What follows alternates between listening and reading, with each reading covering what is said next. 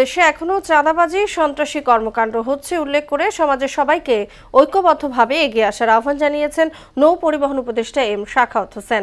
এদিকে চট্টগ্রামে এক অনুষ্ঠানে গৃহায়ন ও গণপূর্ত উপদেষ্টা আদিউল রহমান খান জানান, জুলাই গণ অভ্যুত্থানে যারা শাহাদাত বরণ করেছেন সারা দেশে তাদের স্মৃতিচিহ্ন তৈরি করা হচ্ছে, যা আগামী প্রজন্ম মনে রাখবে।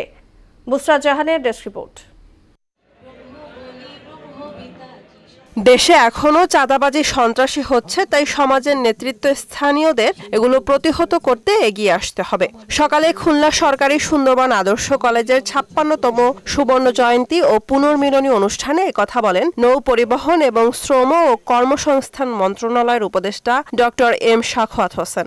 সন্ত্রাসী চাঁদাবাজি এগুলো হচ্ছে, আমি অনুরোধ করবো যারা নেতৃস্থানীয় আছেন, আপনারা সমাজে যারা আছেন তারা প্রতিহত করেন চাঁদাবাজি, কারণ অনেক হয়ে গেছে। তরুণ প্রজন্মের আত্মত্যাগ যেন বৃথা না যায় মন্তব্য করে তিনি বলেন, আয়নাঘর শুধু ক্যান্টনমেন্টই ছিল না, ইউনিভার্সিটি, হোটেল ও পার্সোনাল বাড়িতেও আয়নাঘর ছিল। আমাদের তরুণ প্রজন্ম যে স্যাক্রিফাইস করেছে এটাকে আপনারা বৃথা যেতে দেবেন না। আয়নাঘর শুধু ক্যান্টনমেন্টে ছিল না, আয়নাঘর ইউনিভার্সিটিতে ছিল, আয়নাঘর হোটেলে ছিল, আয়নাঘর পার্সোনাল বাড়িতে ছিল। শুধু এক জায়গার কথা আপনারা জানেন, বাকি কথা আপনারা জানেন না, অচিরেই হয়তো আপনারা জানতে পারবেন যে পাশের সামনে হবে।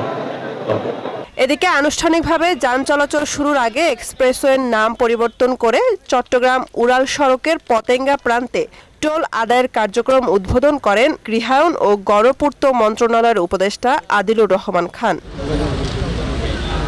এ সময় তিনি বলেন, জুলাই অভ্যুত্থানে যারা শাহাদাত বরণ করেছেন তাদের জন্য সারা দেশে স্মৃতিচিহ্ন তৈরি করা হচ্ছে, যেন আগামী প্রজন্ম তাদের অবদানের কথা স্মরণ করতে পারে।